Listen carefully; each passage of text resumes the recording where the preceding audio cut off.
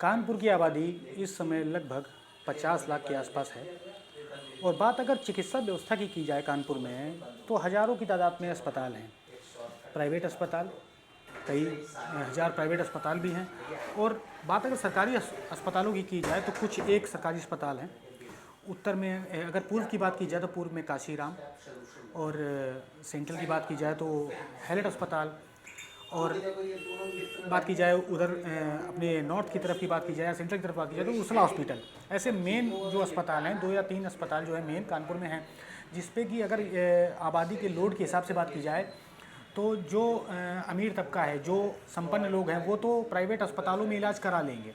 लेकिन अगर बात वहीं की जाए गरीब तबके की या मध्यम वर्गीय लोगों की, तो उनका एकमात्र सहारा अगर बचता है तो वही सरकारी अस्पताल बचते हैं, चाहे वो हैलेट हो, चाहे उर्सला हो, चाहे वो काशीराम हो। तो इन अस्पतालों में जो व्यवस्था है, जो इलाज की स्थिति है, एक बहुत ज़्यादा ठीक नहीं कही जा सकती है। इसको लेकर के एक मुहिम चला रहे हैं। हमारे साथ मौजूद हैं भारतीय जनता पार्टी युवा मोर्चा के प्रदेश मंत्री हैं अरविंद त्रिपाठी, छोटू त्रिपाठी जी।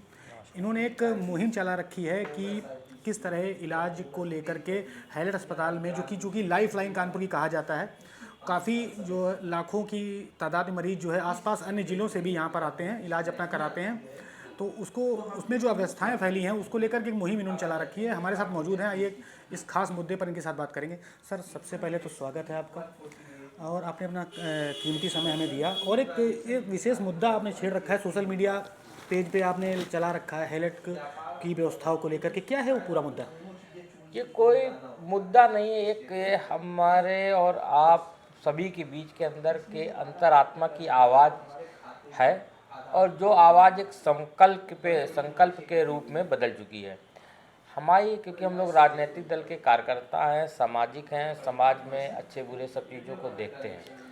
हमारी आपकी नैतिक जिम्मेदारी है कि समाज में अगर कहीं कोई पीड़ित, शोषित या किसी को न्याय नहीं मिल रहा या इलाज के अभाव में कोई अपना दम तोड़ रहा है, तो अगर हम सामाजिक हैं तो हम लोगों का प्रयास ये होना चाहिए कि उसको समुचित इलाज मिले। इन्हीं सब अव्यवस्थाओं को देखकर कानपुर में लाला लाजपत राय चिकित्सालय है, जिसे LLR या पुराने लोग हैलेट के नाम से जानते हैं। उसमें जिस हिसाब से मरीजों को जो सुविधा मिलनी चाहिए वो सुविधा मरीजों को मिल नहीं पा रही। मरीज भटक रहा है। ऐसा नहीं कि सरकार नहीं कर रही, सरकार बहुत कुछ कर रही है, सरकार अच्छी फंडिंग दे रही है, अच्छे डॉक्टर्स है, अच्छा स्टाफ है। उसके बाद केवल अच्छा मैनेजमेंट ना होने की वजह से, वहाँ का जो प्रबंधन है वो कुशल हाथों में ना होने की वजह से वहाँ अव्यवस्थाओं का अंबार है। और जो ये मुहिम चलाई, आम जनमानस की मुहिम है। लगभग मेरा अपना मानना है, जो मेरा जानना रहा है और मैंने रिसर्च किया है, लगातार मैं कई बार गया हूँ, 3000 से लेके 5000 7000 तक प्रतिदिन जहाँ पर मरीजों की OPD होती हो। और लगभग कानपुर से सटे हुए 5-6 ज़िले, चाहे औरैया हो, इटावा हो, कन्नौज हो, फर्रुखाबाद हो, उन्नाव हो, फतेहपुर हो, इतने बुंदेलखंड के कई ज़िले हैं जहाँ से तक यहाँ तक के मरीजों के अगर अंतिम आस है तो कानपुर का लाला लाजपत राय चिकित्सालय है।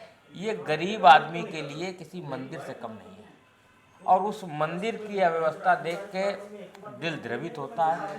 और हमें लगता है कि हम सब आपके चैनल के माध्यम से भी आह्वान करना चाहते हैं कि जो हमारा संकल्प है कि इस कानपुर के इस हैलेट अस्पताल को, इस लाला लाजपत राय चिकित्सालय को, जो एक गरीब के लिए, एक आम आदमी के लिए उसकी अंतिम आस है, उसकी टूटी हुई सांसों को ज़िंदगी देने वाला मंदिर है, तो इस मंदिर की भव्यता इतनी अच्छी हो कि उत्तर भारत का सबसे अच्छा सरकारी अस्पताल बनाने के लिए कानपुर का प्रत्येक आम जनमानस और जो भी राजनीतिक और सामाजिक लोग हैं, सब लोग पहल करें, अपनी जिम्मेदारी का निर्वाह करें और वहाँ पे एक ऐसी व्यवस्था का निर्माण कराएं कि आने वाले 5 सालों में कि जो भी लाला लाजपत राय चिकित्सालय के अंदर जाए और तो रोते हुए जाए और हंसते हुए वहाँ से निकले।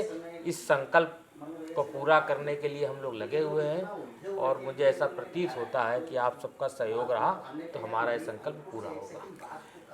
जिस तरह से आपने एक मुहिम चला रखी है, मान लीजिए एक मुद्दा, जरूरी मुद्दा, विशेष मुद्दा आपने उठाया, कैसे सोचा कि आपको इस मुद्दे पे क्या इसी पे बात करनी चाहिए?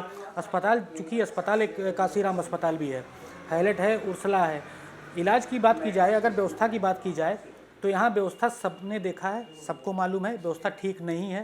सरकार लगातार प्रयास करती है, लेकिन उसके बाद भी व्यवस्थाएं देखा जाए तो बहुत चीज़ों की कमी है, काफ़ी चीज़ों का इलाज यहाँ उपलब्ध ही नहीं हो पाता। अभी सुपर स्पेशलिटी एक बनाया गया था, आपने देखा, एम्स जैसा उसको बोला गया था, काफ़ी कई 100 करोड़ रुपए लगाए गए, लेकिन बात की जाए बिल्डिंग वैसे ही बनी है, काफ़ी सारे इक्विपमेंट्स आए भी रखे हैं, इलाज नहीं हो पा रहा है। पब्लिक जो है, गरीब तबका है, वो इलाज ही नहीं करा पा रहा। अमीर तो बस मान लीजिए इलाज करा लेगा, लेकिन गरीब कहाँ जाएगा। देखिए, गरीब के लिए ही लाला लाजपत राय चिकित्सालय था। आज अगर आप अपनी उम्र से पहले जाइए, आज से 25-30 वर्ष पहले की मैं बात बताता हूँ, हम सब लोग हाईलाइट में बड़े फख्र के साथ इलाज कराने जाते थे और सबको बड़ी संतुष्टि होती थी। गरीब हो चाहे अमीर हो, अच्छे डॉक्टर्स वहाँ पे अच्छी फैसिलिटीज़ थी। पर इधर 20 से 25 वर्षों के बीच पता नहीं क्या ऐसा होता गया, क्या सरकारों का सिस्टम रहा, क्या वहाँ के प्रबंध तंत्र का सिस्टम रहा कि लोग हाईलाइट जाने से कतराने लगे। मजबूरी में अब हाईलाइट जाता है आदमी। पहले जाता था इस उम्मीद के साथ जाता था कि हम हाईलाइट आ गए, हमारा अच्छा ट्रीटमेंट होगा और हम स्वस्थ हो गए। हमारी तो केवल इतनी मांग है, हम इस बात का जन जागरण कर रहे हैं कि हाईलाइट का जो संपूर्ण विकास हो वो व्यवस्थित और सुव्यवस्थित हो। एक मास्टर प्लान के तहत हाईलाइट का विकास किया जाए। आज कानपुर में ग्रीन पार्क बहुत अच्छा बने, इसकी ज़रूरत नहीं है। आज कानपुर में अगर आवश्यकता है कि गंगा एक्सप्रेस वे बन रहा है या गंगा पाथवे बन रहा है, 3000 करोड़ रुपए लग रहे हैं, उससे ज़्यादा ज़रूरत है कि 20 लाख लोग प्रभावित होते हैं। 20 लाख लोग साल में इस हाईलाइट अस्पताल से प्रभावित होते हैं। न जाने कितने जिंदगियां यहाँ बसती और न जाने कितने परिवारों के साथ से यहाँ उखड़ जाती हैं अव्यवस्था के कारण। तो हमारी जिम्मेदारी बनती है कि यहाँ जो भी हाईलाइट के अंदर हो, ऐसा नहीं कि विकास नहीं हो रहा, पर विकास हो रहा है, वो व्यवस्थित विकास नहीं हो रहा। हमने तो एक प्रपोजल दिया, उस दिन मैं यहाँ के अधीक्षक साहब से मिलने गया, मैंने कहा एक मास्टर प्लान के तहत ये यहाँ के कानपुर के जनप्रतिनिधियों, समाज में काम करने वाले लोगों और जो इस विशेषज्ञ हैं स्वास्थ्य विभाग के, उन सबको मिलकर एक ऐसी टास्क फोर्स बनानी चाहिए, एक समिति बनानी चाहिए जहां आर्थिक प्रबंधन की स्वायत्तता हाईलाइट को दी जाए। हाईलाइट एक ऐसे 5 साल का मास्टर प्लान तैयार किया जाए। हमको कुछ लोगों ने सुझाव भेजे थे, लगभग 1600-1700 करोड़ रुपए के प्रस्ताव मेरे पास आए थे कि अगर इन 10 चरण, मैंने अपने सोशल मीडिया में भी डाले हैं, कि उन 10 चरणों में काम किया जाए और एक मास्टर प्लान 5 साल का बना लिया जाए। कानपुर के अंदर लगभग 500 से लेके 1000 ऐसी कंपनीज हैं जो CSR फंड देती हैं और कहीं ना कहीं बहुत बड़ा CSR फंड वो हाईलाइट को देना चाहती हैं। हमारी आपकी जिम्मेदारी है कि उनको CSR फंड देना है, उनसे बात करके वो CSR फंड केवल यहाँ मेडिकल सुविधाओं के लिए, लाला लाजपत राय चिकित्सालय को बेहतर बनाने के लिए लिया जाए। सरकार, केंद्र सरकार, सभी सरकार, योगी सरकार में तो स्वास्थ्य पर बहुत ध्यान दिया जा रहा, पर जब तक यहाँ से एक अच्छा प्रस्ताव बन के नहीं जाएगा, अगर आपको 100 रुपये दिया जाए घर के निर्माण के लिए, आज एक ईंट आप यहाँ लगा दो, कल एक ईंट लगा दो, तो अच्छा घर नहीं बन पाएगा।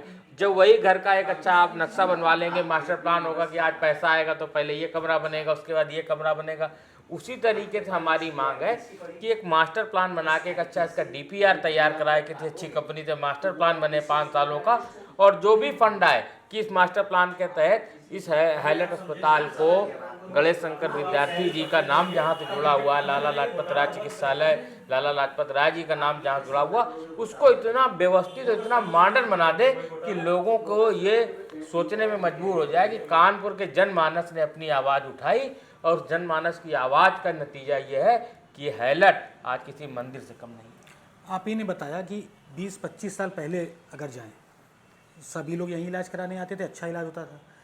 सरकार भी कई पंचवर्षीय से आपकी है, आप सरकार में पदाधिकारी भी हैं, सांसद भी लगातार यहाँ जीतते आए, विधायक भी कई जीतते आए, तो ऐसा क्या हुआ? सब चीज़ों में तो विकास हुआ, लेकिन हाईलाइट की स्थिति नहीं सुधरी, किसको जिम्मेवार ठहराएंगे?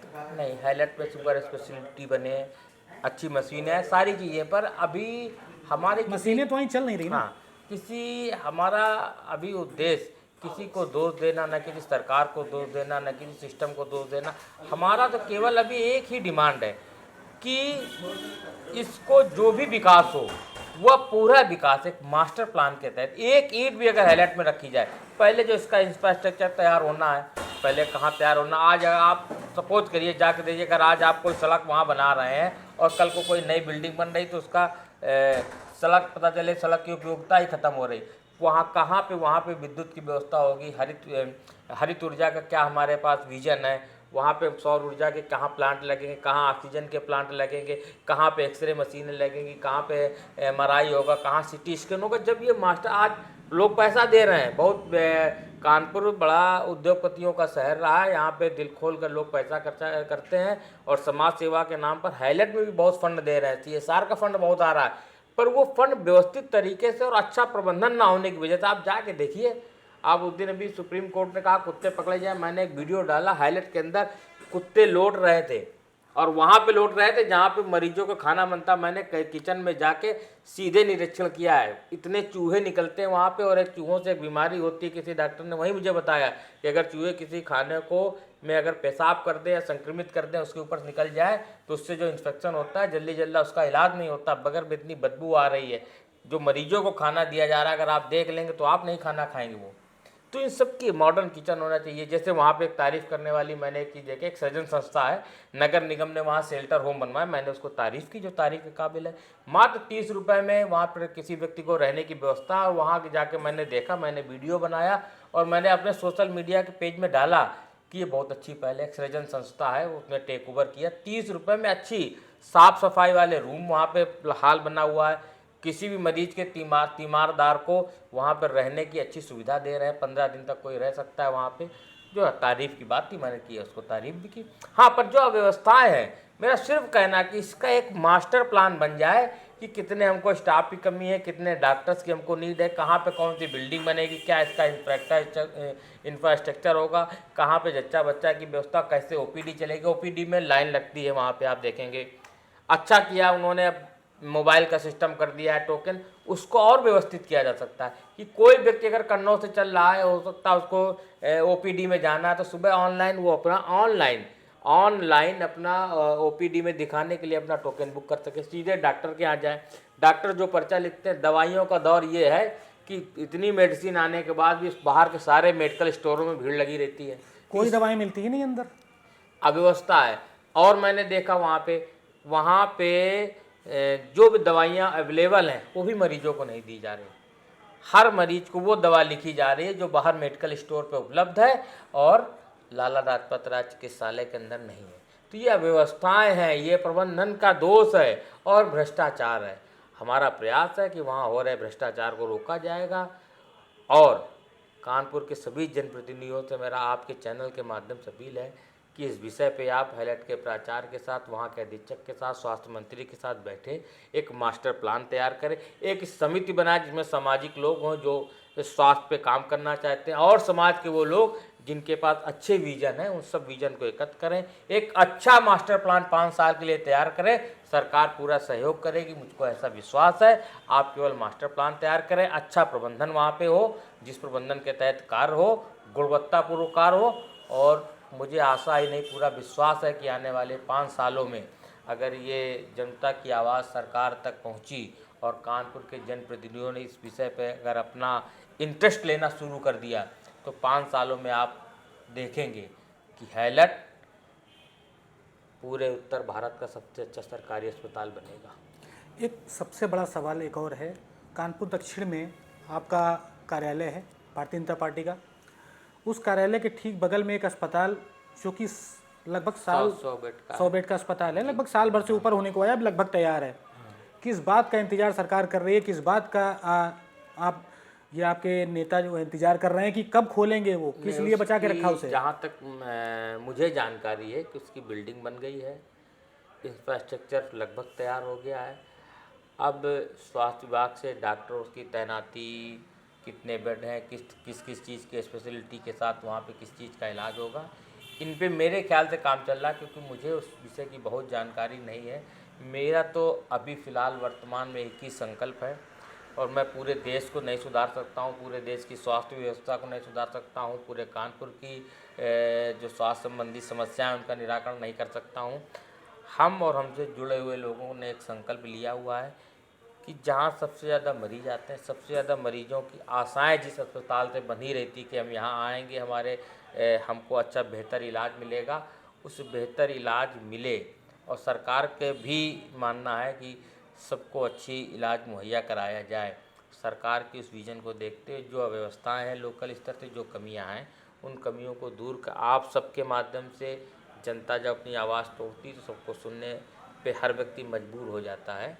और अब लोगों ने अपनी इस विषय पे चुप्पी तोड़ना चालू किया है, और निश्चित तौर पे यहाँ के जितने भी जनप्रतिनिधि हैं आपके चैनल के माध्यम से, सोशल मीडिया के माध्यम से उन तक आवाज़ पहुंच रही होगी और सब लोगों के कहीं ना कहीं मन में जनता के प्रति उनकी समस्याओं को निराकरण करने का उत्तरदायित्व उनका होता है।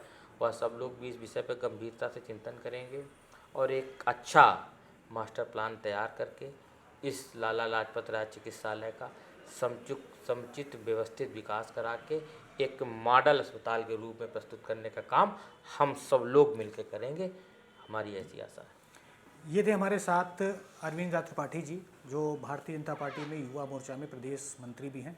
इन्होंने बेबाकी से अपनी बात रखी और हमारे सारे सवालों के जवाब भी दिए। ताज़ा अपडेट के लिए जुड़े रहे हमारे साथ।